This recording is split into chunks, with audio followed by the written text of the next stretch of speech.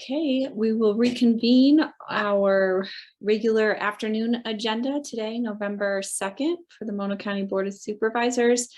Our first and last agenda item today is a public hearing. Redistricting, this is a second review of alternative maps. The primary goal of this public hearing will be to review proposals submitted to date and look for themes which logically group proposals into categories, making it easier to interpret alternatives for the new districts. And with that, I will open the public hearing at 1:01 p.m. and hand this off to our CAO, Bob Lawton. Good afternoon. Good afternoon, Madam Chair, and welcome everyone. It's great to have everybody here. We are reaching the finish line week by week for this most important task for the Board of Supervisors. I'm going to recap some information I think that many folks know, but hopefully we've got some folks joining us for the first time, or folks who are going to watch this later on. Every 10 years, the county supervisorial districts must be redrawn in accordance with the results of the United States Census.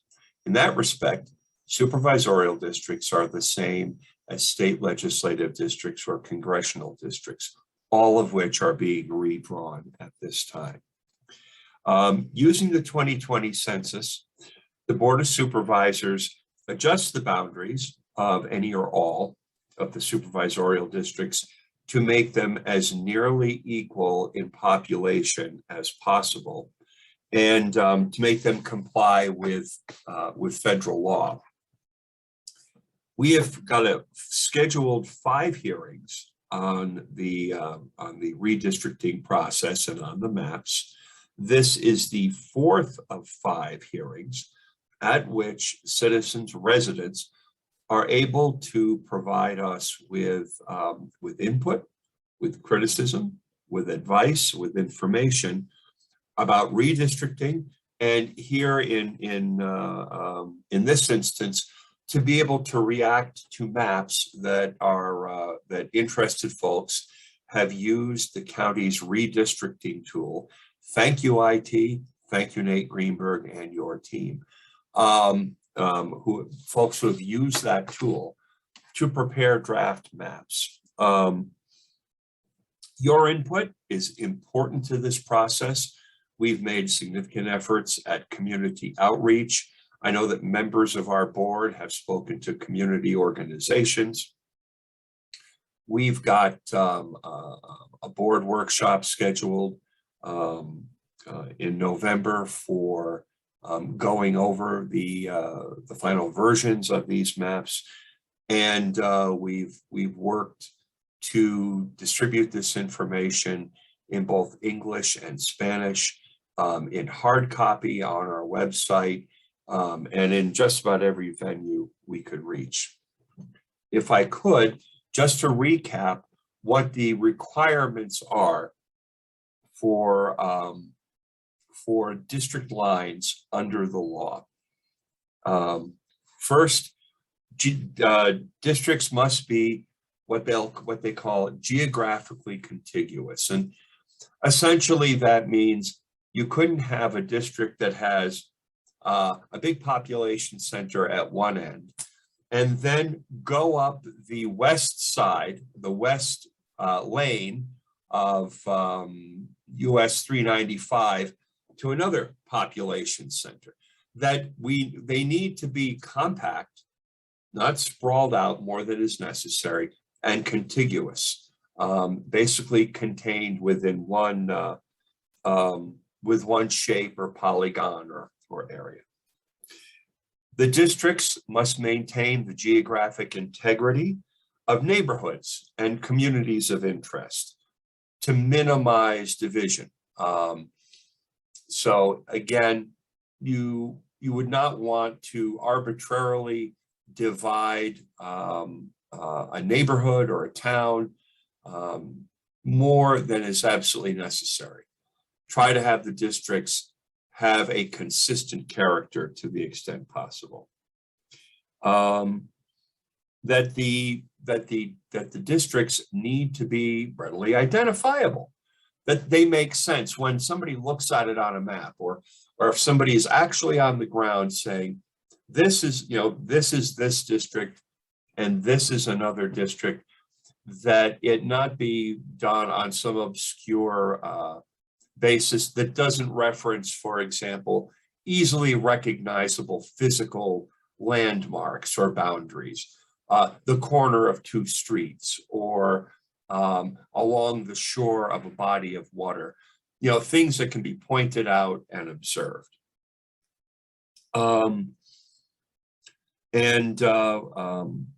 The notion of having a compact district as much as possible, rather than spreading them out like a big long string bean, in order to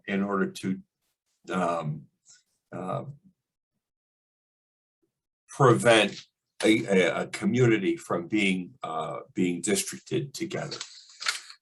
Now, our folks at IT have been developing the story map, and the story map takes the geographic and statistical and demographic information, puts it into, for each of these proposed districts and maps, puts them into a two-panel display that puts the map in one panel and then the details of the proposal in the other.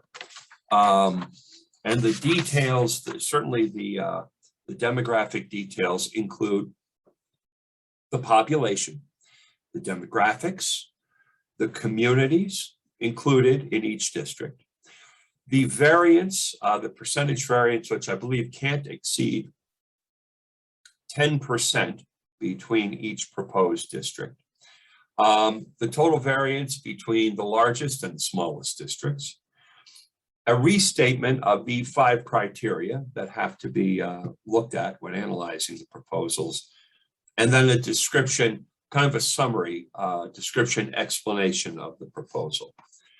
Now, today, members of the board and the public, the GIS staff will walk the board through each of the proposals that have been submitted so far. The goal will be for the board to review and react to the initial analysis. And if there are proposals which do not appear to meet the legal criteria, the board will have an opportunity to eliminate those or suggest changes if there are minor changes required or things that can be done on the fly here, that the board could propose changes which might make those districts compliant with the 5 criteria. Now, you might choose, the board may choose to reduce the number of districts for further consideration, or the board could limit its winnowing, if you will, to reducing it by the number of proposals which simply can't work. So it's, you may choose to just take out the ones that are unworkable at all, leave the others in, or take out the unworkable ones and the ones that are marginally unworkable at the same time. It's going to be the board's choice.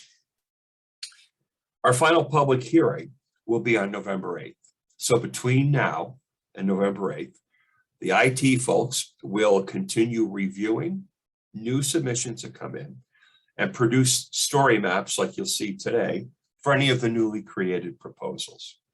Then at the final public hearing on the 8th, the board will review those new proposals, eliminate those that don't meet the criteria. And it's possible, if it's possible, the board will review proposals which were left on the table today, and combining those with the ones received between now and November 8th, get that number down to 3 to 6. After that, there'll be a workshop scheduled for November 16th. That'll be 2 weeks from today. following the Board of Supervisors meeting, just as this hearing is. And the objective will be to get down to 3 or 4 at a maximum remaining proposals. The board will evaluate their merits, geographically, demographically, and if they can, the board would reach consensus on a single proposal or 2 or 3 comparable proposals. And the point of this is those will then be posted and become the final map or maps for the board to consider at the December 15th meeting, which is the last date for the board to adopt the final map. So between December 10th, when the final maps are posted, and I'm sorry, between December 10th when the final maps are posted and the board meeting on December 14th, there's no more changes. On the 14th of December, the board would choose one of the maps which was published by December 10th. There won't be an opportunity to amend or change an individual map, but rather there'll be the 3 finalists, if you will, or the 1 finalist. And the board would adopt that map without making further changes to the map on December 14th. That meets our state deadline of December 15th. And we've provided the board and the public through the agenda system with our list of milestones, organized by date, and also in a calendar format. And we really are getting down to the home stretch. And if there are questions from the board or the public, we'll be happy to try and answer them now. Alternatively, I would say we could turn it over to the IT department or the GIS folks and have them show rather than have me tell. Madam Chair? Yeah, thank you. I think that, Nate, do you have a presentation you'd like to walk us through? I think the maps that you shared the link with us. Sure. I don't have a formal presentation, but I am prepared to make some remarks and just sort of walk the board and the public through the proposals that have been submitted to date, if that's the pleasure of the board, or however you'd like to sort of walk through the public hearing. I will follow your lead. Great. Yeah, I think that it would be helpful. I think if you, yes, Supervisor Peters. So just one question I'm looking at the map and it says category A, B, and C. I only show on mine tabs for A and B. I don't see any tabs for C. Yeah, that's correct. So I can touch on that briefly here. So let me just finish. I think that it would be helpful if we did go through your if you went through each map with us before we went to public comment so that everybody's hearing the full presentation and we're responding to that. I think that would be most beneficial. So thank you. With that, please carry away. Okay, great. So thank you. I think that provides very good background, CIO Lawton. Appreciate you touching on the legal criteria. I'll just talk a little bit about sort of process, and Supervisor Peters, to your question about sort of the logic that we used, that my team really used when they evaluated the proposals that have been submitted. So just in summary, 13 proposals have been submitted to date.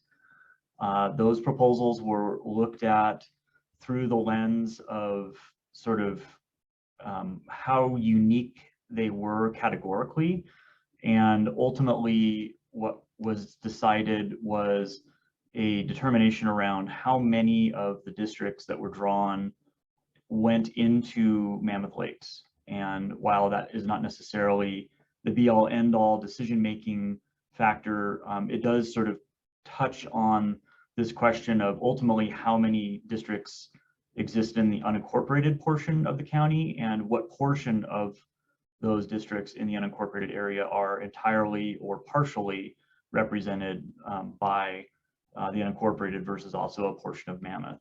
So the A category was districts or proposals where 3 districts included the town of Mammoth, and that would basically mean 2 districts were entirely in the unincorporated without any population from Mammoth.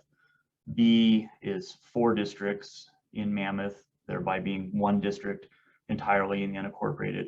And we didn't see any proposals come in category C, although it is obviously conceivably possible to have something where 5 districts encompass a portion of Mammoth and distribute the population into the unincorporated. And so nobody submitted one of those, which is why you're not seeing any. Certainly it is possible to do that. So what my team did was look at the 13 proposals through that lens, as well as the legal criteria, which CEO Lawton walked through, and really tried to evaluate them in as objective of a manner as possible. And I'm going to share my screen just so you all can see some of the documentation behind this. And is everyone seeing the map with this? Yes. Okay, great. Yeah. So just to point people to where this is, if you go to redistricting.monocounty.ca.gov, the main Mono County redistricting site, you go to Browse Proposals. This is a description of those 3 categories. And then if you click on this Review Redistricting Proposals, you're going to see this page. And I just pulled this application out, which is embedded down here into a dedicated tab so that it's a little bit easier to see. When you pull this application up or that page up, what you'll see is the description of categorization that I just walked through, the legal criteria, which CEO Lawton walked through. And then what my team did was try to take a 0 to 2 scale of scoring, 0 being something that does not meet the requirement, each of these 5 separate requirements, 2 being fully meets the requirement, and 1 kind of being somewhere in the middle. And basically walked through each of them and tried to put some form of a ranking relative to them. Keep in mind, this is a relatively subjective version of a somewhat objective analysis. The other thing to keep in mind is that there is the variance component. So it's not included in this legal criteria, but the expectation is that we would have a distribution of no more than 10% between the least heavily populated and the most heavily populated district. And we don't accept any proposals which don't meet that criteria. So everything that's been submitted is less than 10%, some far less, and many right up against the threshold. So one of the things that I want to say is that this is not an easy thing to do. And based on that, we are seeing sort of this, it's not a 3-legged stool, because it's probably more like an 8-legged stool between the 5 legal criteria, the need to get under the 10% threshold, maintain communities of interest, and then also work within the constraints of the census blocks. The ability to balance all of those criteria out and to draw districts that make logical sense and meet these criteria is much more challenging than it seems. And so there are, I think, a few proposals that we saw come forward which do have sound logic in them, but when you really start getting down and looking at them through these lenses, it becomes very, I think, hard to accept them in the fashion that they were submitted. That said, we accepted every one at face value. We recognized that some may have had just some small errors in terms of how they were drawn, but there were also some that looked like there were some conscious decisions made. And we didn't want to take liberty of modifying anybody's suggested proposal in terms of reviewing those today. So everything is basically as submitted, and our analysis and review is based on that. That said, I think that there may be some merit in some of the proposals that have been submitted, and it's quite possible to use those as a jumping off point to look at another version or iteration of that going forward. So with that as background, I'm just going to put this up really quick. So we took the 13 and kind of broke them down into these 3 categories. The first being ones that we just felt didn't make sense based on the legal criteria and the way that they were drawn.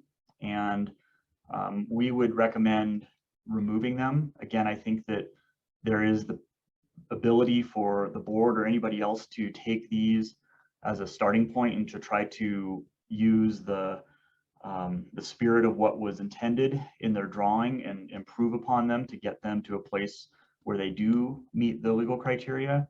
But based on our evaluation, and I'll walk through these here in a moment, we are recommending throwing out these 3, A5, B5, and B6.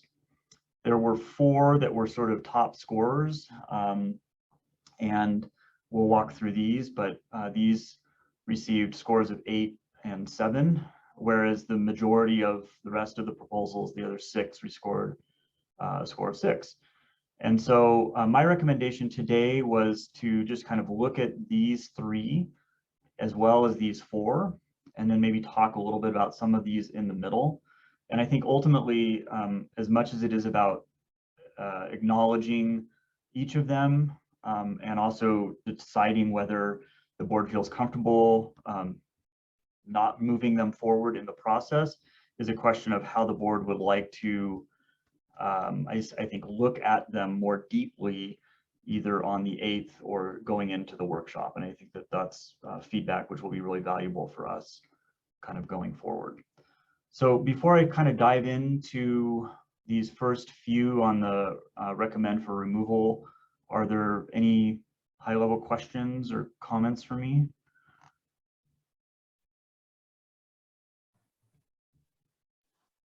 I guess the scoring, I see the scores that you've dedicated to each of the 13 proposals, and I see the requirements and the scores 0 to 2.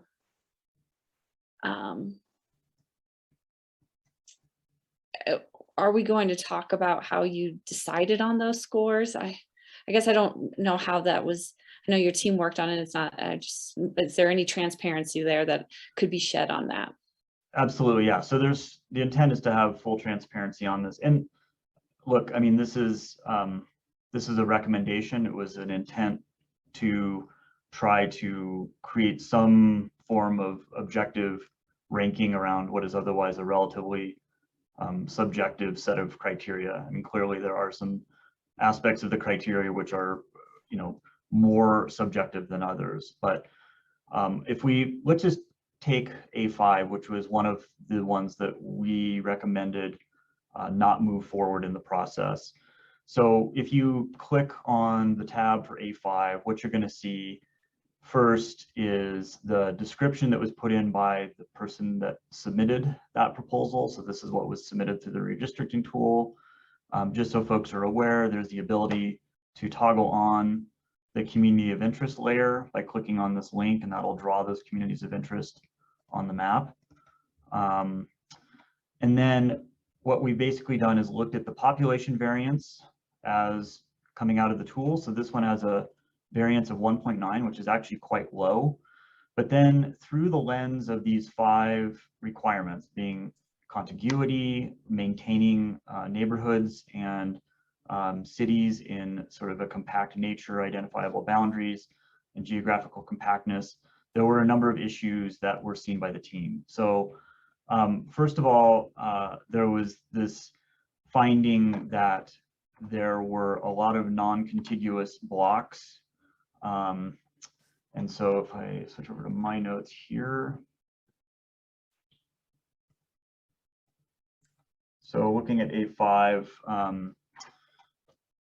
so there was this finding that June Lake was split. There were some holes kind of in terms of how the population sat. Looking down here along the 395 corridor, there was some splitting of communities out, and it was not a very contiguous or compact representation based on the fashion in which it was drawn.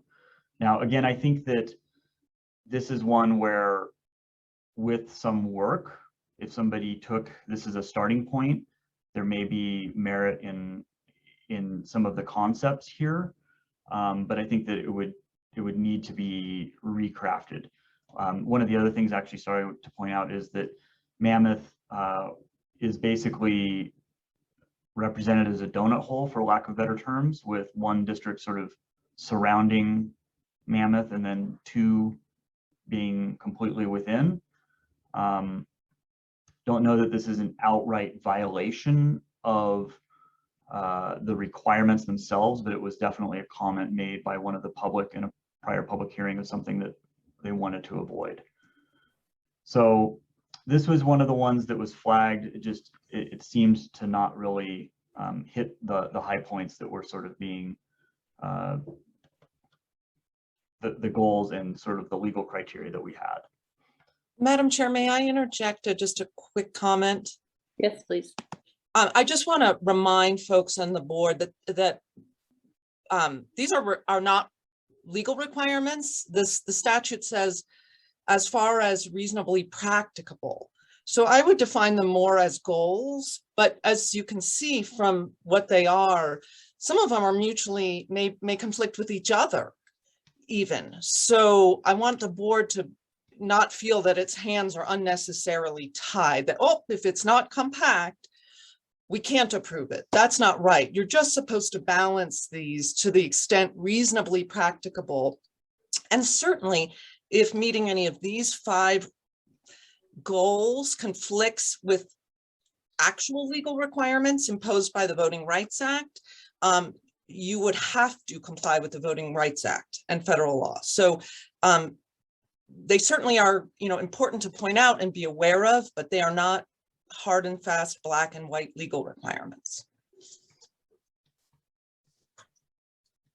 I'm sorry, Chair Kreitz, can I ask a follow-up to that? Yes, please, Supervisor Corliss. So, County Council Simon, you're saying that there is no actual legal requirement that that supervisorial districts are actually geographically contiguous? The statute says, to the extent practicable, supervisorial districts shall be geographically contiguous.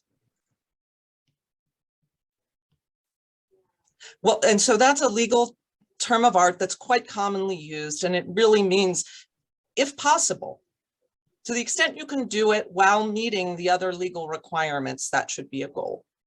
And Stacy, Simon, would it be fair to say that if there were a substantive objection, that it might be that the final definition in a particular case might end up being made by a judge? Well, I think before that, you're going to have a substantial deference to the local governing body, but ultimately, sure, yes, if someone wants to challenge. But again, I mean, these are competing interests. So if you have a community of interest, if you're weighing, gee, this is a community of interest, perhaps tribal interests, and you could have them be together and therefore meet objective A while creating a less than compact district, because you have to, sort of, create a thin string that connects them or something like that. You have discretion to make those determinations, and the statute's clear on that. Thank you, County Council Simon. Any other questions for County Council Simon at this point? Nate, did you have more you wanted to go over? Well, I think that the comment that I would make is just the balance, it's to the balance point which Stacy made. And I think that the reality is that multifaceted challenge that is posed to us through where the population centers in the county are, the desire and the ability to maintain some contiguity as well as representation around those communities and communities of interest, and then the practicality of actually having logical districts drawn as you know, in as compact a manner as possible. And I think that, quite honestly, the current supervisor districts are maybe not as geographically contiguous as they possibly could be, but obviously were found to sort of meet the requirements and the Voting Rights Act aspects as well. And so that's why they were adopted. Are they the best? I mean, I think that that's an open conversation and debate. And I guess one of the questions and points that I would put to the board ultimately, as it relates to process around this, is what are the goals, I think, of the board in trying to work through this? I mean, so just to kind of deviate for a moment, you know, if we talk about communities of interest, well, there's a lot. I mean, and how do you maintain all of those communities of interest, and how do we prioritize the importance of the communities of interest, you know, as represented here relative to some of these other facets? You know, another component that's been discussed is around the impacts of supervisors in terms of travel time, and, you know, the ability and the legitimacy of somebody in the North County to be able to represent a significant population, say in the Tri-Valley. So those are other things which I think ultimately, as you start getting pen to paper or mouse to screen, I think need to be taken into account. And in terms of looking at the 13 proposals that have been brought forward and trying to either A, winnow them down, or B, look at themes, ultimately, I think what we're looking for is some direction or input from the board in terms of what are you actually interested in, and how do we move the conversation forward and ultimately get to the workshop on the 16th with a small number of proposals, or you know, 2 or 3 themes that we can work together to basically craft a couple or a few alternatives that substantively take in the input from the public, as well as the goals and the desires of the board matched with everything else. Okay. I think if there's no questions, I'm going to go to public comment, I think, at this time. So if you have any public comment, go ahead and raise your hand.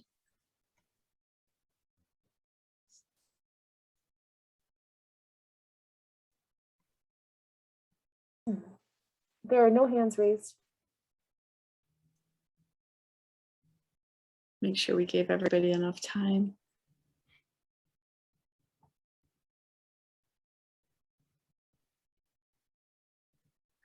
Okay, then I'm gonna bring it back to the board. You know, staff is recommending elimination of 3 based on the scoring criteria. Perhaps we should start by discussing those. So I'll look to any input on those. So it's A5, B5, B6. Nate, you just went through one of them with us. I think it was A5, is that right? That's right, yep. Okay. And I apologize, I can't see everybody all at once. So please, if you have a comment, or I can just call on folks too. Oh, there we go. Supervisor Corliss? Sure, thank you, and many thanks. I missed the last hearing, so I want to really thank the IT team for their incredible work in giving us these tools to make the decisions and to help us and our constituents visualize this street by street. I'm totally comfortable with the recommendation to eliminate those 3. I would also propose eliminating A1. Just, I know in the Mammoth area, it actually splits streets up. I think, you know, to me, it really doesn't meet enough of the basic proposal, the requirements to be considered. And I think there are other proposals that effectively try to do the same thing. So, yeah, that would be my recommendation. And I don't know if we want other Chair Kreitz, if you want other comments now, or you just want to take that part of trying to eliminate a few of them. Maybe we start with that. Yeah. Okay. Chunk it out that way. Yes, County Council Simon. Just a quick question, and I'm sorry if I've missed it, but can we display the maps that are being discussed so folks in the public hearing can see them? Or are they displayed somewhere and I'm not? Yeah, I think for benefit of the conversation, trying to call on board members, we took them down, but by all means, I can just call on folks, Nate, if you want to leave it up. So this is A1. Yeah, and all the maps, Stacy, all the maps are sitting on the redistricting site under the browse proposals section of the site. So they're there for the public to view, but as they're discussed, I'll present them here. Great, and maybe if we could just put that link up for folks in the chat, that would be great. Great suggestion. And so I think what would be, where is there a place on here to see your scoring? You know how you keep showing us, you've got the lows, the mids, the highs, you've got them. Is that on this website, or is this something you have internally? You mean in terms of the 13? The ranking, how you had them scored. So we didn't want to presuppose that. Okay. So basically what we were hoping to do today with all of you is, exactly where you're leading us. And then essentially on each of these proposals have a, recommendation from the board or acknowledgement of what's going to happen. And then ultimately we can summarize all of that in another tab similar to this introduction, and I guess effectively memorialize some of the conversation that was happening today. That's great. I guess what would be helpful is that as we're speaking about these, the three that you had, can you pull those up so that we can see that? Because that's not anywhere right now except for, there you go. So we're talking about A5, B5, B6, and Supervisor Criss has requested that we add A1 to that list. And so then I think I'll go next to Supervisor Dugan just to get your thoughts on this proposal. This is what we're considering here. So I did get a little time to take a look at these, and I think I understand why you have said that they're probably not meeting the criteria. One thing that really concerns me is when you go into each one of these maps, that when you blow it up and you can see where these suggest they split communities and significantly. There's a lot of these proposals have Long Valley split from Crowley, and that's a big concern of mine in particular. And also I want to point out that there's several that consider Benton to be able to move to a different community of interest. And one thing I wanted to point out that if you split up Tri-Valley, which is definitely a community of interest when it comes to water and their water rights and how they're utilizing certain things, it may be other interests are going to override some interest. So I can understand why the tribal communities may want to be together, but they have some different issues other than being part of, certain tribal communities. So I'd really take a look at that. There's a couple of proposals, and I made some notes where Crowley itself is split right down the middle or one side of the street. And I don't know that best serves those communities. Looking along that line, there was a couple that in A2 where it looked like there was significantly the Oasis community, which is put in a district that it isn't surrounding it. It's probably an error and an oversight, but I don't know if that significantly changes the population to knock it out of the grid completely. So that'd be something you'd have to take a look at it. And there was also a tiny sliver along another area that might have, since that area was an A2, the variance was 9.1. I don't know if that's significantly enough to knock it out of contention.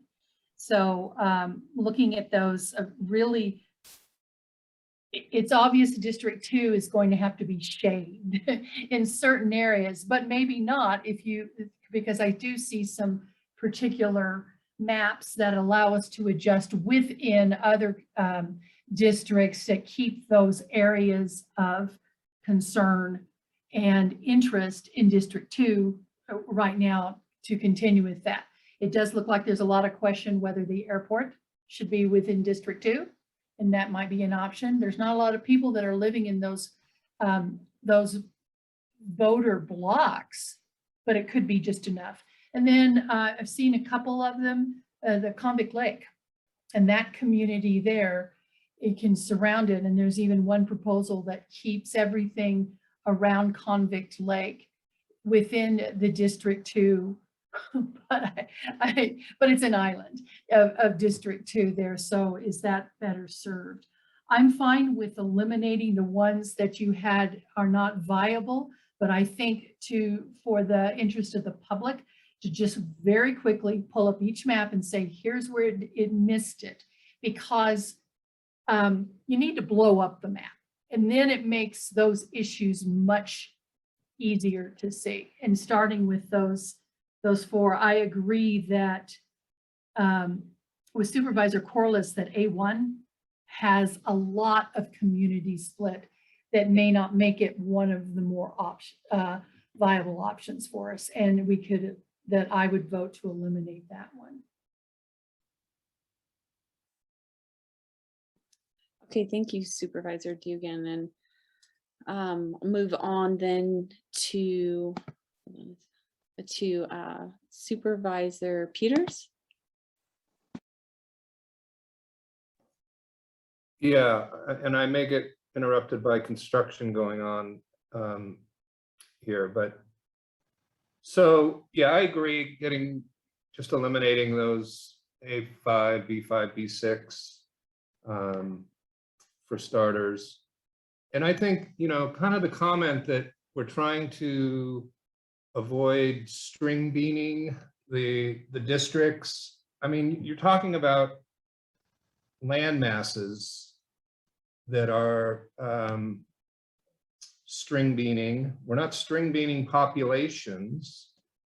So I think that's not a good term, first of all. But there are some pretty clear boundaries, like with the current districts that are major highways. Conway Summit is an obvious geographical landmark, and I kind of look at some of the the populations that are grouped, and if you split up a school district, or not a school district, but a community's schools, the population that's going to a school, I kind of look at it like that may not be the most effective, way to approach it initially, but you're dividing a community by having different representatives for, we're not a special school district, but it seems that should be a consideration. Those people do things together. They become communities of interest by virtue of the fact that their families grow up in those school systems. And that's, we're seeing a lot more younger families come into specific areas like June Lake and Bridgeport now. And if you end up with, Benton and in District 4, I agree with Supervisor Dugan, trying to not split up the Tri-Valley. And I don't know how splitting up Levining and Mono City and June Lake is necessarily a good thing. So, there's a lot of there's those thoughts. And then, the scoring, when you say minimizes division of cities, and then and census designated places, the census designated places are, the majority of them have no people in them. And I mean, I really, this brings to light and bears the exact kind of issue that we have in being this hugely large geographic county with these dispersed populations, and how it's difficult for us to apply a lot of the kind of what the intent of these recommendations are and these new rules are to something other than a metropolitan or a more highly dense populated, geographically small and more densely populated area. So, but I'll agree, getting the recommended A5, B5, B6 out, and then at least, an A1, I don't have a problem with getting out either. I'm looking at another one where it splits like the two districts are actually part of the North Village and part of the South Village in Mammoth. So, I mean, it's just, I think avoiding those kind of things makes sense. And thanks, Nate and your team. I may just make one comment. The census designated place and city criteria, the CDP, census designated places are sort of the unincorporated communities, basically, of the county. And not all of them necessarily are formally recognized as census designated places, but for example, Crowley is, June is. So that's the intent of that criteria, whereas the criteria above it, the maintaining contiguity around neighborhoods and communities of interest is, I'll say, a slightly more arbitrary version of that. So as opposed to a community, it's where a neighborhood or some other way of defining alignment between communities is necessary. So just to clarify those two, they're related and similar, but those are the differences between them. Can I ask a follow-up question, Supervisor Peters, to you about your comment about school districts? I'm just thinking about how Mammoth has representation that kind of splits our school district up to some degree by different supervisors. Is that what you're trying to avoid? Kind of what we already have a little bit? Well, yeah, I mean, where it's avoidable would be, in my opinion, in the June Lake, Levining, Mono City area. But if, I mean, Mammoth has such a huge population, it's unavoidable unless you're going to have 3 districts wholly in the town of Mammoth. So I don't think it's as practical to not have some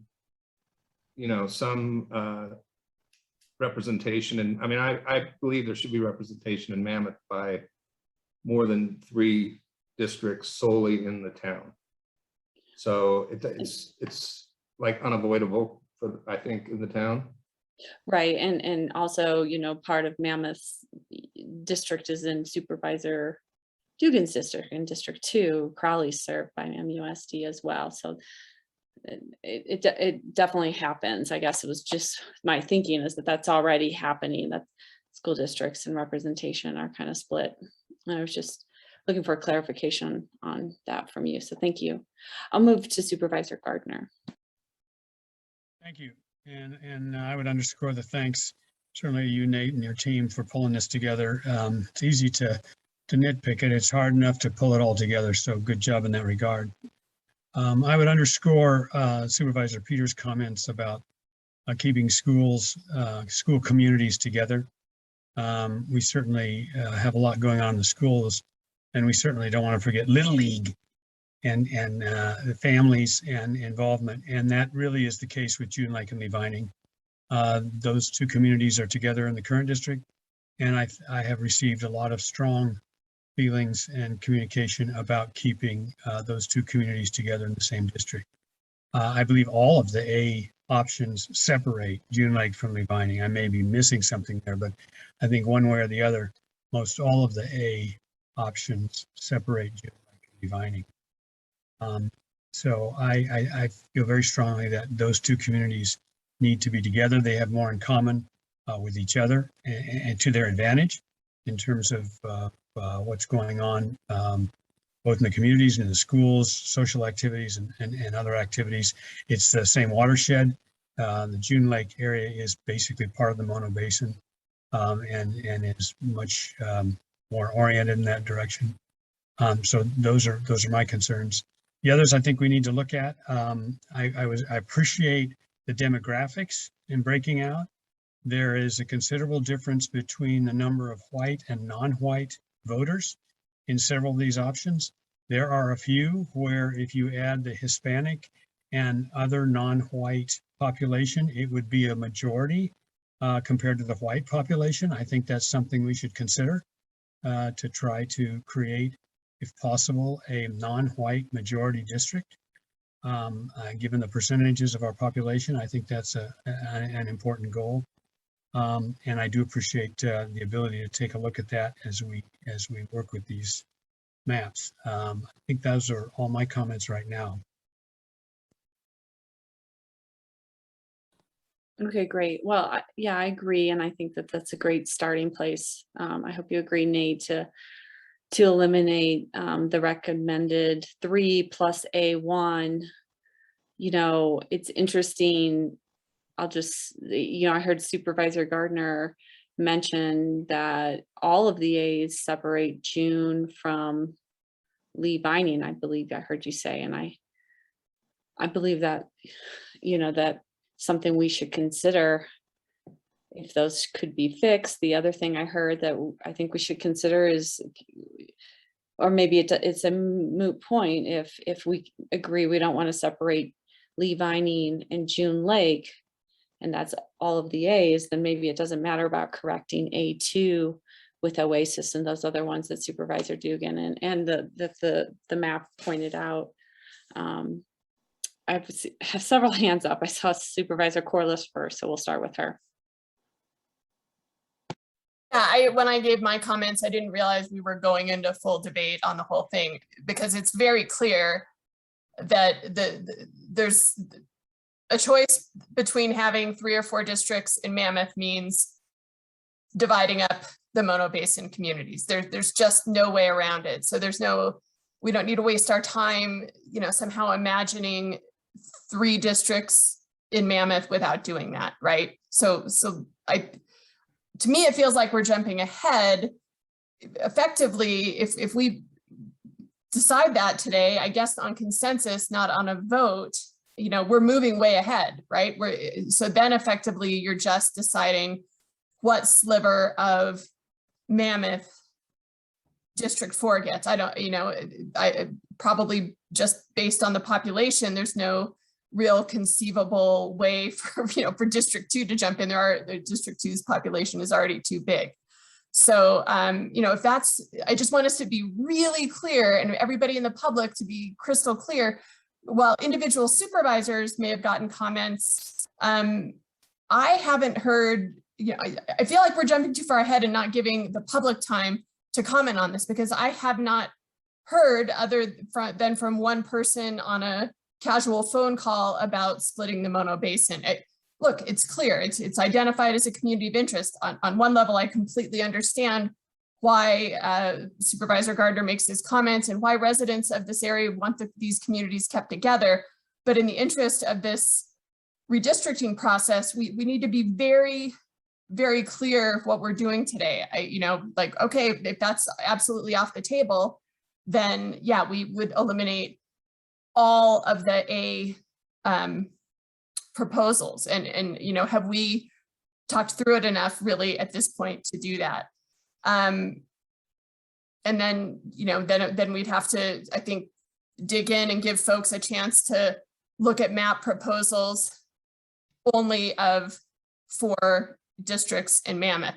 I'm not really comfortable doing that today. I have heard, of course, I've only heard from one actual constituent in Mammoth. That was at the October 19th hearing, that they would like for us to consider only having 3 districts in Mammoth. So, you know, I hear what you all are saying, but I think in interest of this process, we should probably still leave these options on the table, but maybe rename them to make it really clear what they are proposing in terms of splitting either communities of interest or, you know, in some cases, communities themselves.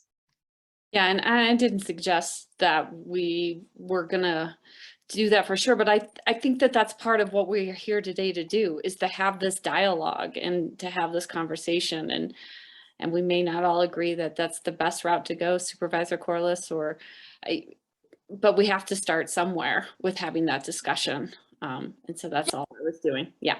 I'm sorry. What I was hearing though was, you know, if we don't pull this together with some kind of consensus or vote, you know, it could be unclear what we're doing. And I, you know, hear Assistant County Counsel words in, you know, that, hey, let's going through the requirements is a good way to try to organize the discussion too. And before we leave, you know, I have some ideas about, you know, how we could organize and kind of refine the information that we're moving forward with for the next public hearing, whenever that might be appropriate. You know, for instance, you know, if there's board consensus to look more deeply into only 4 districts in Mammoth, I want to have information like, so, okay, what percentage of the population of proposed District 3 and 4 would be in Mammoth? You know, there's just some other information that I think would help us understand what the impacts of the changes might be. Okay. Supervisor Peters.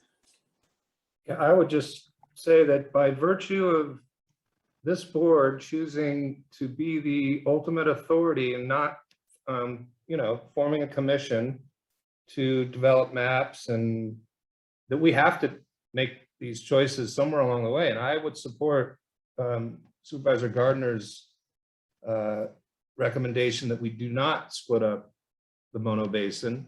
And that gets us to a point for our next meeting that, you know, that's where we're at. So keeping all these maps, we're just going to be, I think, having the same conversation when it comes to that point at the next meeting. So we can get down to how to deal with how Mammoth is configured, whether part of District 2 can move in there or should move in there. I mean, that ideally, that's the next conversation.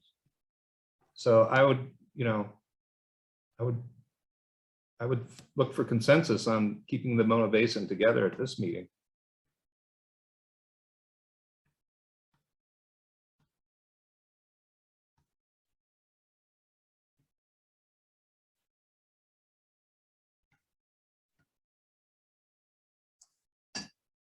Madam Chair, I did see a member of the public with a hand raised a while ago, and I don't see it now, but I'm wondering if it might make sense to call for additional public comment just in case that person.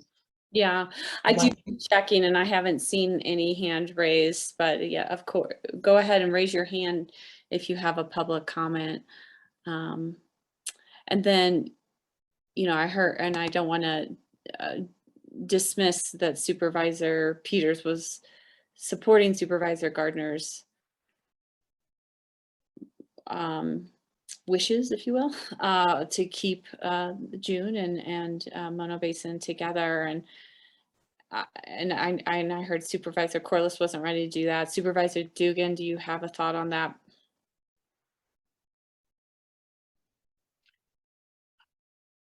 You know, I can support that, and I appreciate that individual constituents reach out to their existing supervisors to give the feedback, because that's been the process and not to the board in general.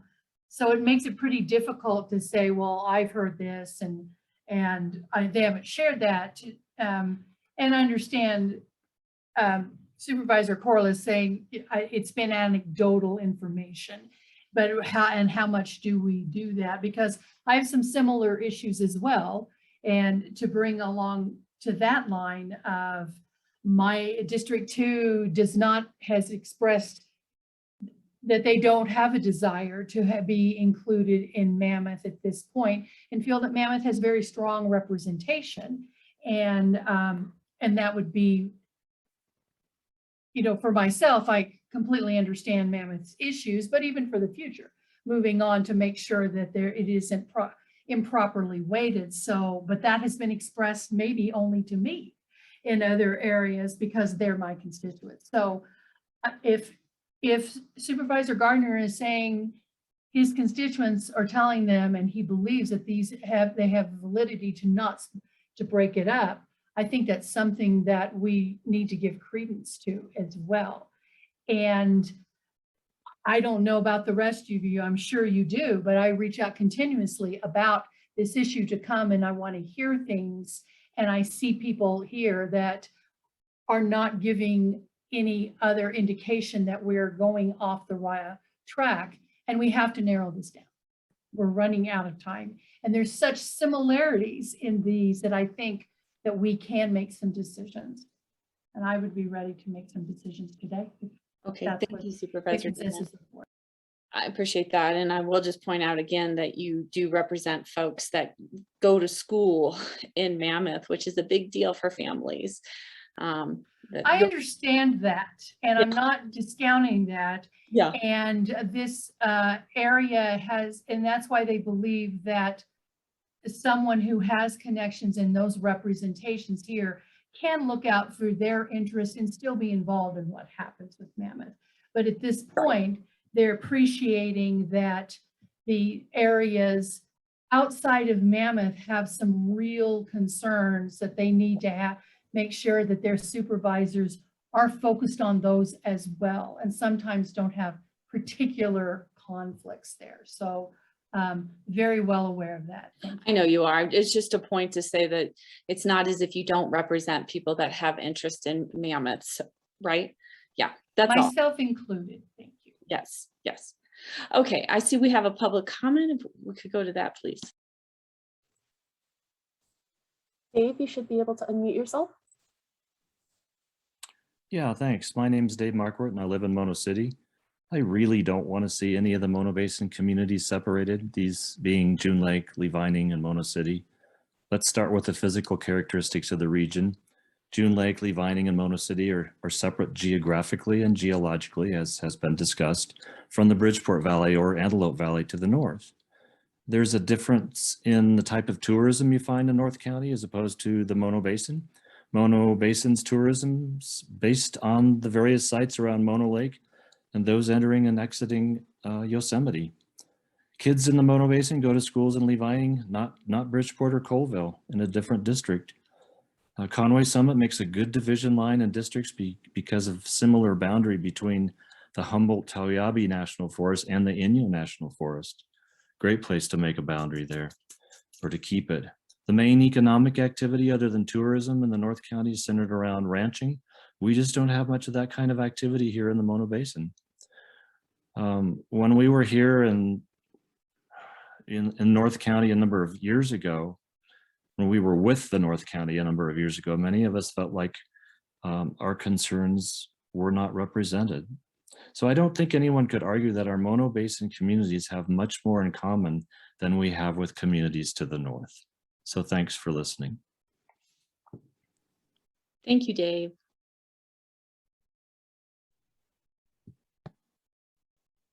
So I know we're talking about elimination of maps, and then we've moved on to some further discussion about the basin, the Mono Basin.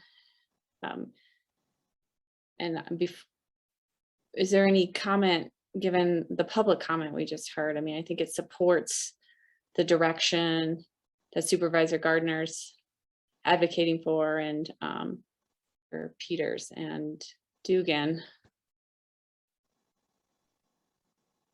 Supervisor Dugan. Thank you. And this, I guess, might be for IT Director Greenberg. were you able to analyze any of the A area maps and compare them to B maps? Should we decide to make some changes to them? Is there enough similarity that we could, I guess my question is, do we need to spend any of our time adjusting any of the the A category maps to make them a little bit more compliant? Is there any of them that are, could be more compliant to not split the basin? I might actually lean on Eric Miller from my team for that. And I'm sorry to catch you off guard, Eric. I don't know, did you do any analysis to see if there was a way to pick up Levining and or Mono City in with June Lake and distribute some of that mammoth population? I can't think of anything offhand. I would have to dive into it again to say for sure one way or the other there. So if I understand the goal, I think that you're suggesting, Supervisor Dugan, would be 2 entirely unincorporated districts, but a district which kept essentially the Mono Basin compact or represented under one supervisor. And would that be best accomplished from the A category or the B category? Yeah, so I think that it's a great question. I think, as Eric said, we would need to sit down and really tinker. My gut tells me that it is not going to be possible, just because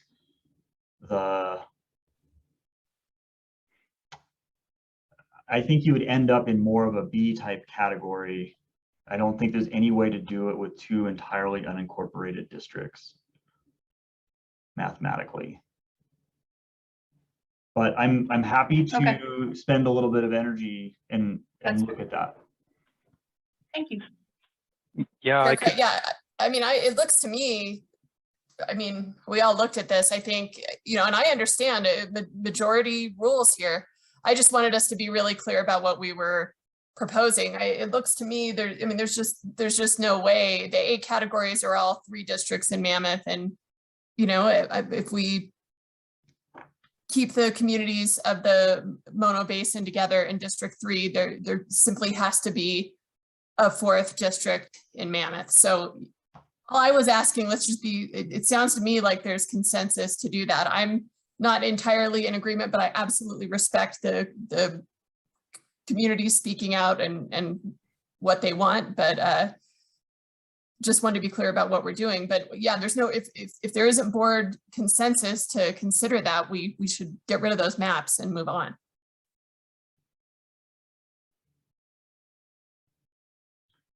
I am happy to spend a little bit of time to see if there is any way to achieve it. I'm suspect as to whether it is actually possible, but I am happy to spend some time between now and the 8th, and then if it is achievable, great, and we can look at that as a potential new proposal. And if it's not, then yeah, I mean, defer back to you in terms of what you want to do. So I just want to voice my thoughts on this. I do, think it would be ideal to have District 4. That's the purple one here, right, Nate? Just make sure. I think it's good to articulate that too for the public who's watching. The purple district is District 4, and I do think it would be ideal to have District 4 stay a little more contiguous and less fingers here and there. But the only way to do that, because of the population in the North District, north of Conway, would be to come past Conway and separate June Lake from the rest of the Mono Basin, which we've heard the community doesn't want. I just think it looks more contiguous. I think is more favorable than wrapping around as you see here. But you know, I think what we heard from County Council Simon was that within reason, what's reasonable. And if the community is saying they don't think that's reasonable to separate the Mono Basin, including June Lake, then I think that's our job to listen to the public and make sure that their voices are being heard within reason as well. I don't know how to get around, you know, adding population to District 4 without either coming into Mammoth or splitting up part of the Mono Basin. I don't see any other way. And so we have to decide which one is reasonable. I know Nate, you said you'd look at it, but that's my hunch. I think your hunch is correct. I think that there may be a way to pick up some population from Benton.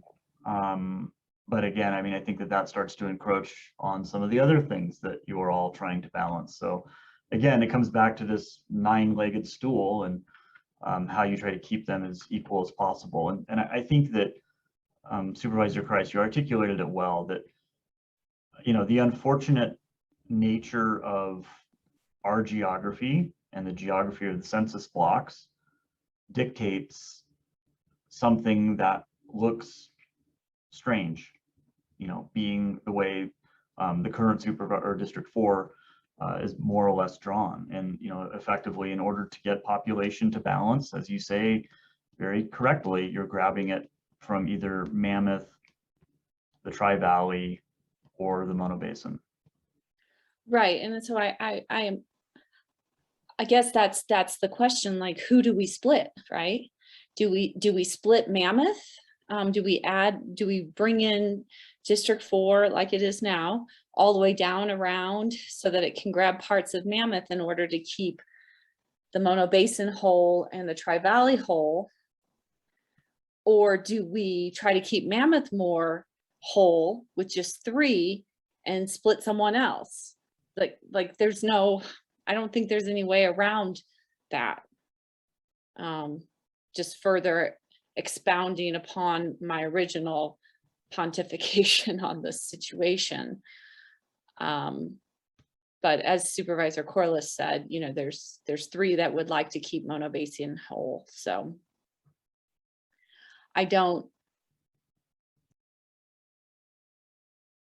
we haven't heard from, I think we have heard from, and Supervisor Corliss, I think maybe you were referring to this, and correct me if I'm wrong, that we had heard from a constituent that would like to see Mammoth have 3 representatives. Is that correct? I was referring to the public comment from the October 19th hearing. Right, that's exactly right. And so And of course, just as others, I've heard from my constituents, you know, who don't understand, you know, but they don't understand how complex it is with the majority of the population being in Mammoth and trying to balance things out, you know, within reason. So, so yeah, that's the crux right there is, you know, you can't have 3 districts, only 3 districts in Mammoth without splitting what we now have identified as other communities of interest.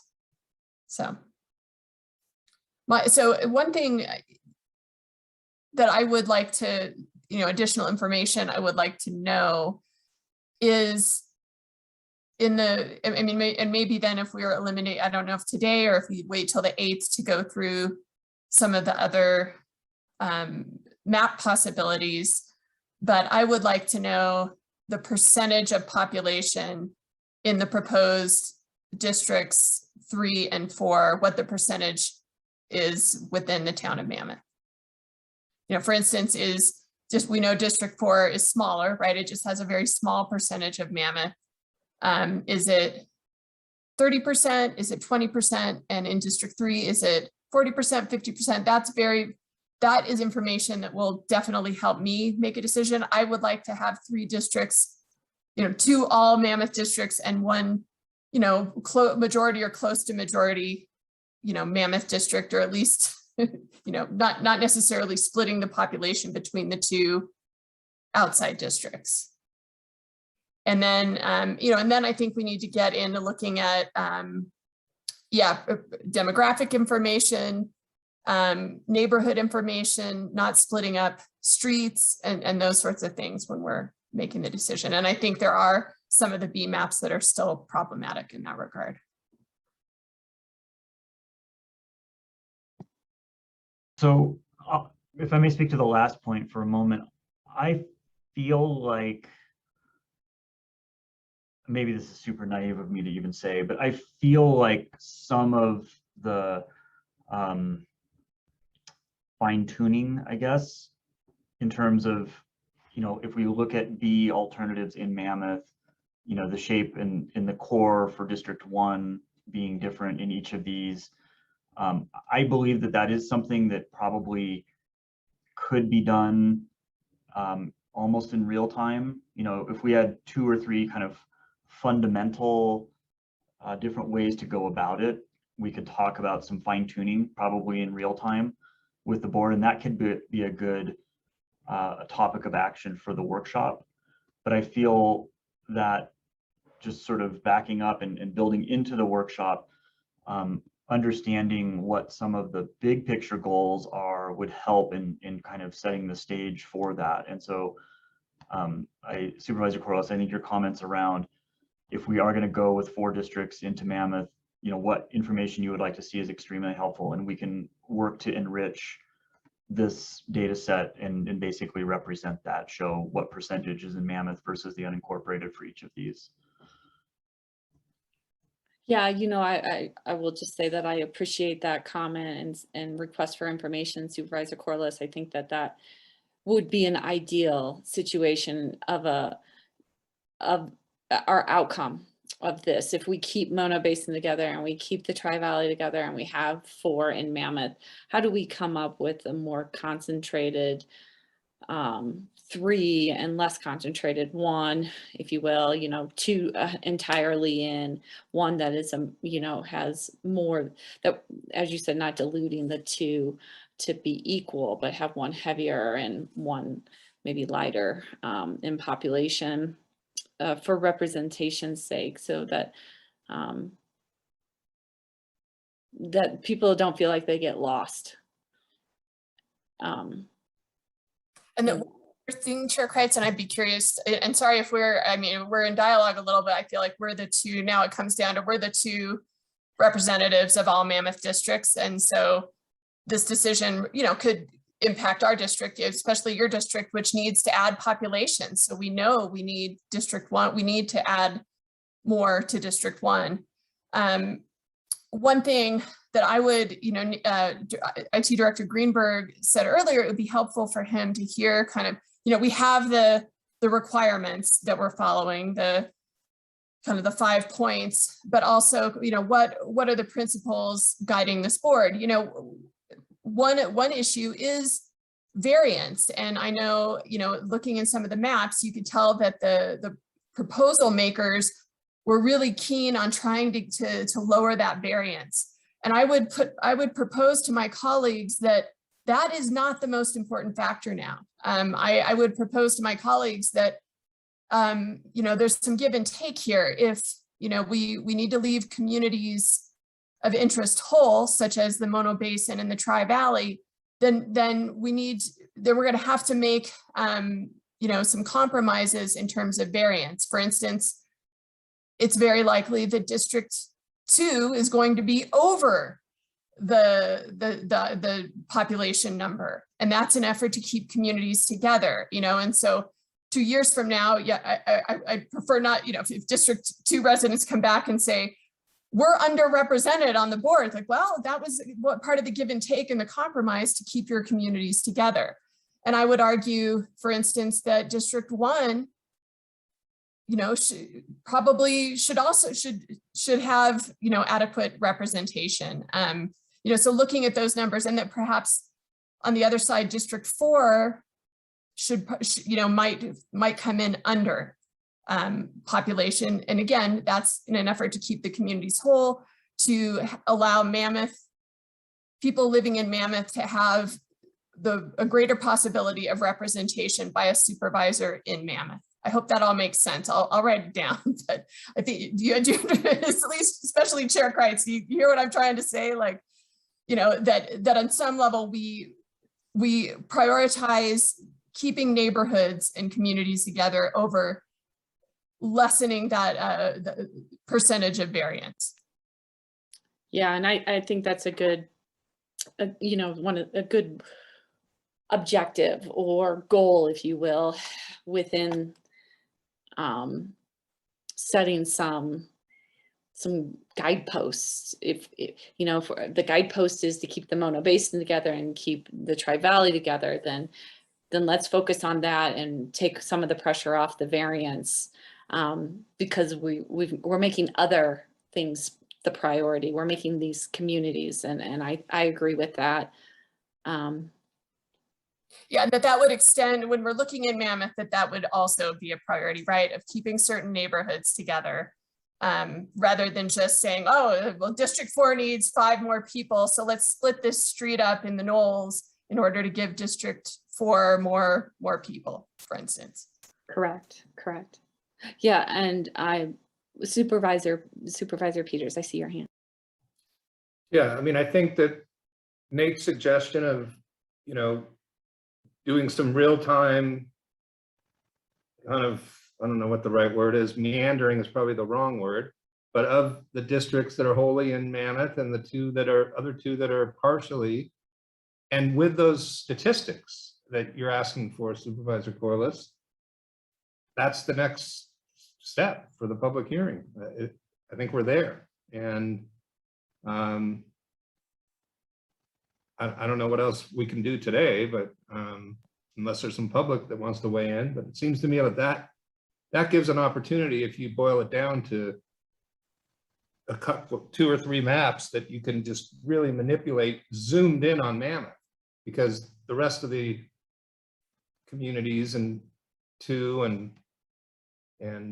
Mono Basin are not, I mean, it's almost like you can't deal with the Mammoth section without zooming in, and you don't even see the other districts.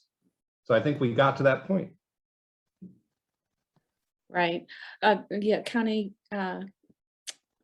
Deputy County Counsel Christine Milovich. My name is just fine. I think that I just wanted to jump in. I don't know if I heard Supervisor Corliss and your last comments correctly or not, so correct me if I'm wrong, but the population deviation, that plus or minus 10% between the highest and lowest populated districts, that's not a suggestion.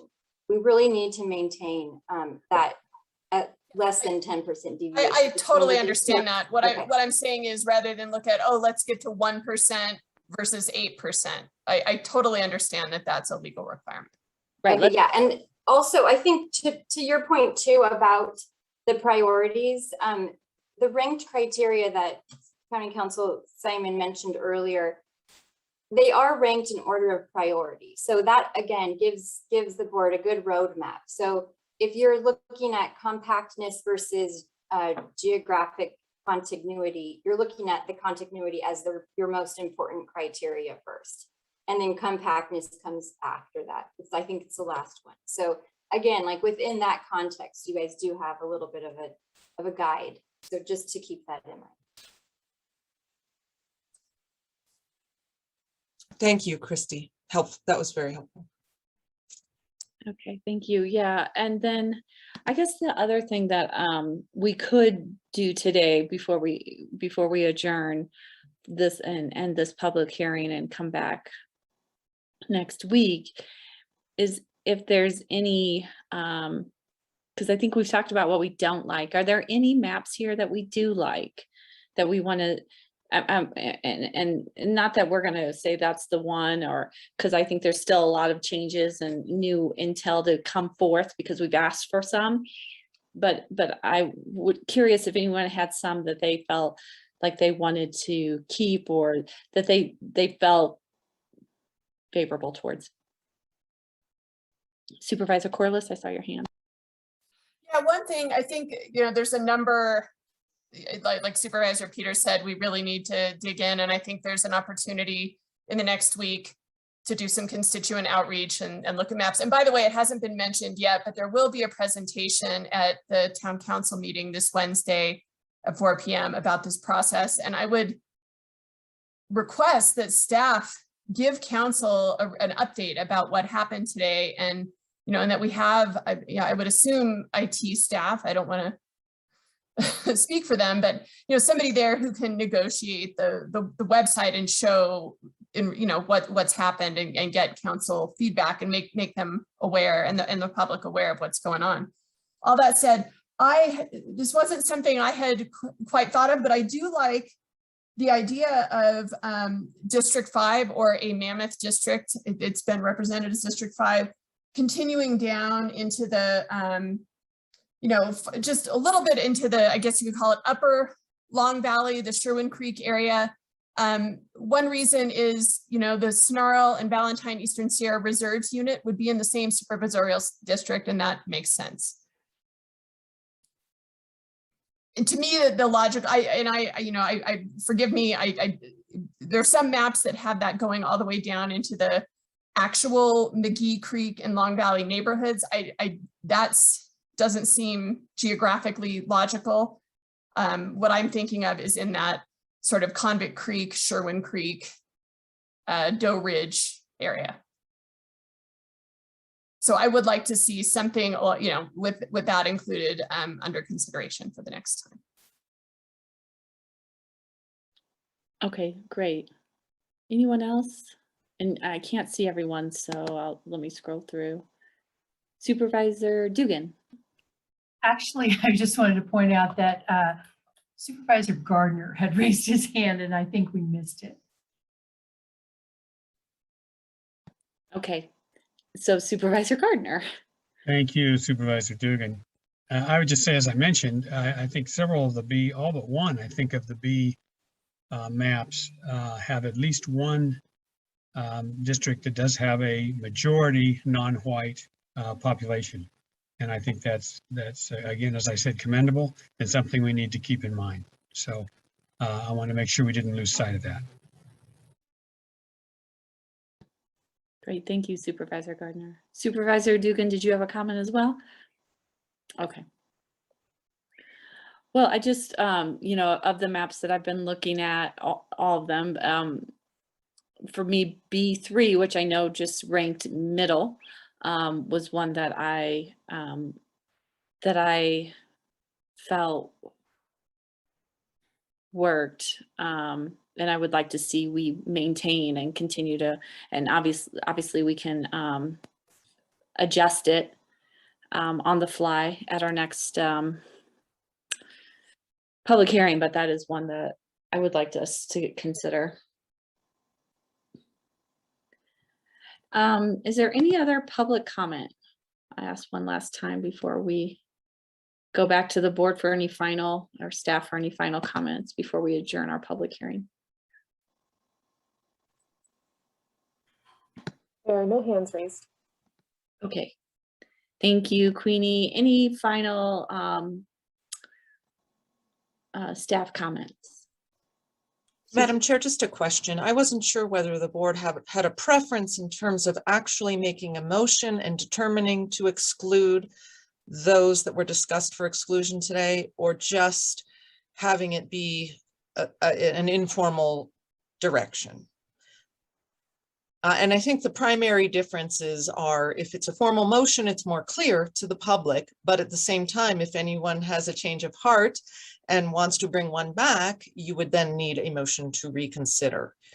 So sort of pros and cons either way. Well, County Council Simon, can we take action under this item?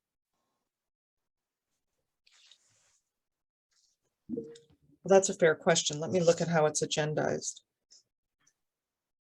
Maybe while you're doing that, one of the questions or suggestions that I was going to make was, I felt like I heard kind of 2 or 3 pretty significant asks, which I think we would put some energy toward between now and the 8th.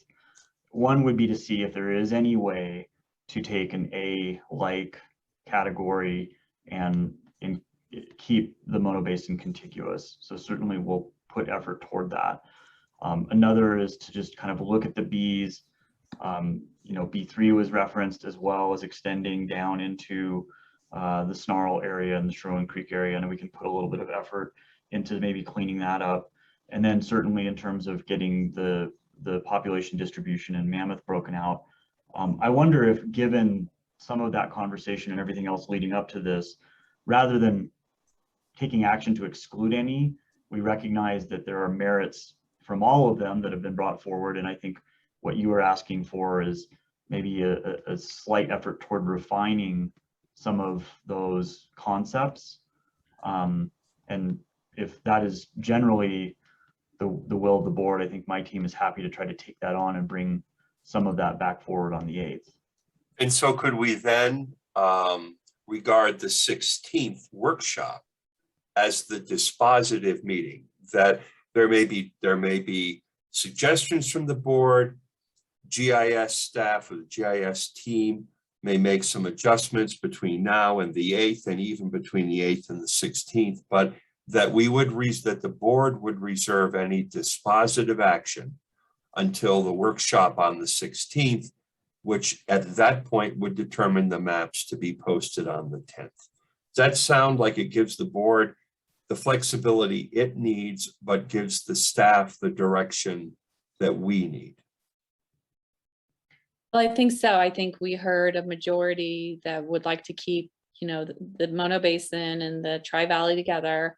But I don't know that I'd be comfortable with not taking action on that today per se, but having that as a general consensus that the staff understands would be fine with me. And then County Council Simon, could we do that at the meeting on the 16th? Could that be a meeting where those decisions are made for the December 10th maps? Yes, I think that's a great idea. And we would then agendize it clearly as recommended action to make decisions regarding which maps carry forward, which map or maps, and eliminating others. And looking at the agenda for today, I'm glad you asked, Chair Kreitz, because it isn't really agendized as a decision. So I would recommend against that today. Okay, great. And then I just want to, for the public's sake, announce and remind that the mapping feature closes at 5 p.m. on the 8th. Correct me if I'm wrong, staff, but that's my understanding from our last meeting. And I just want to reiterate that because I think it's important. That is correct. Thank you for that reminder. And then any other, yes, Supervisor Dugan? Thank you for bringing that up, Chair Kreis, because I want to be clear. We're not accepting any additional maps after the 8th. Is that correct, Director Greenberg? Will that allow you or anyone else to work with the existing maps and make some changes at that time, or will all features be cut off? I just want to know how much time we have to tweak. So I think that's a great question in terms of how process and technology intersect. I think our vision is that at 5 p.m. on the 8th, we would effectively disable the redistricting tool. So we would no longer allow for new proposals to be created by the public. Any proposals that have been made to date will be in the product that we looked at today and will be available for analysis.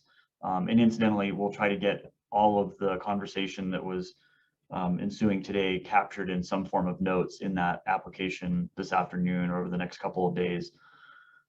So between the 8th and the 16th, you know, I think if there's any direction given to us on the 8th, we may try to do a little bit of work.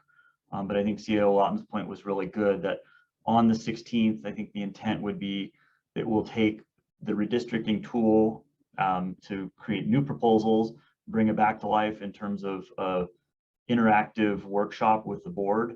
Ideally, 2-3 different proposals would get ingested into that. We can kind of argue over blocks and, you know, the arrangement of districts, presumably mostly in Mammoth, until you feel that you get to 3 or one proposal which really meets your goal. And at that point, that would be posted and part of the process and moving forward into the December meetings for final decision.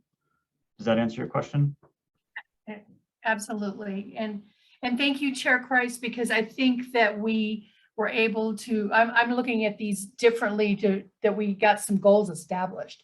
Now I want to go back at these existing maps and see how we can achieve those goals, because it might be looking at it in a different way, and communities of interest from one perspective may, that value may be outweighed by another. And so there would be certain areas that I think we now are able to fine tune for ourselves, to where we give something more defined coming back, that's saying that actually these are the options that meet our needs. And just a reminder, if this was easy, we'd only be having a couple to look at, and it's not. And the reason that the districts look the way they do today, those things haven't changed apparently, and they haven't set aside, and we do have to look at this, and it may not be pretty, but this is how it gets done. And I appreciate everybody's patience and open mindedness to look at it a little bit different, but we'll get there.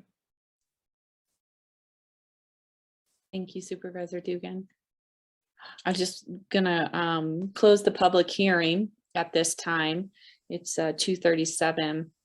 And just recap that we did eliminate 4 maps today by staff direction. If I may, I think the decision was to take that formal action on the 16th.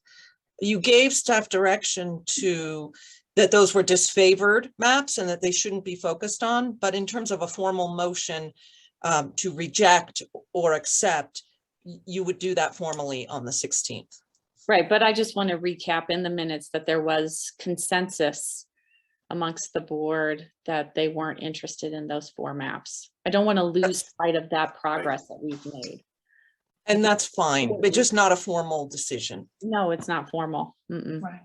But Chair Criss, that was based on their viability score of an X, which made it. Supervisor Criss had made a recommendation on the other one, and we all agreed. So I think it's important not to lose traction with that progress of eliminating. I think that's important to the process and to staff that we have given some direction. Just to be clear, those maps will need to come back though on the 8th and the 16th, because there isn't and at that point the board can make that decision formally. Well, it does say provides any staff direction.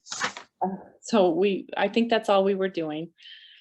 The agenda says that under recommended action, provide any desired direction to staff. Correct. I just don't want the board to be upset or think that staff didn't hear your direction when those maps are on your agenda again on the 8th and on the 16th, even though you have expressed that they're not anything you're going to approve. I may just speak to that for a moment. Our intent, and we will not be like deleting any maps from the carousel or the story map application, period, ever. We will include commentary in the notes panel next to each of them around the board's desire to move them forward or any challenges that people saw around them. I think the intent in using the word eliminate was not to never see them again, but to refocus our efforts into the areas or the maps that the board is interested in. And I think just one other point of clarification, I believe the desire and the goal is on the 8th to emerge with 3 maps that we would, no more than 3 maps ideally, that we would take into the 16th. Because I think any more than that going into the 16th is going to conflate and challenge the amount of work that needs to be done that day to really, I think, debate the merits and potentially further kind of clean them up. So I just wanted to clarify that I mean, my hope would be by next meeting, by next week, we're basically down to 3 for the 16th. Well, in that case, then it sounds like, Nate, we need to agendize action on the 8th, not just staff direction, but action. And then I think that the board direction that was agendized for today falls under board acknowledgement. on your, on the maps. Correct. It's got it right down there, and there's no pros there right now because we Right. haven't, but as of today, we have given a little board acknowledgement on some maps. Right, yes. Okay, great. Is there any other comment? I think it's been productive. That's mine. All right. All right, well then I think we're done for the day. We've done everything. We're gonna adjourn and we'll see you next week. Thank you.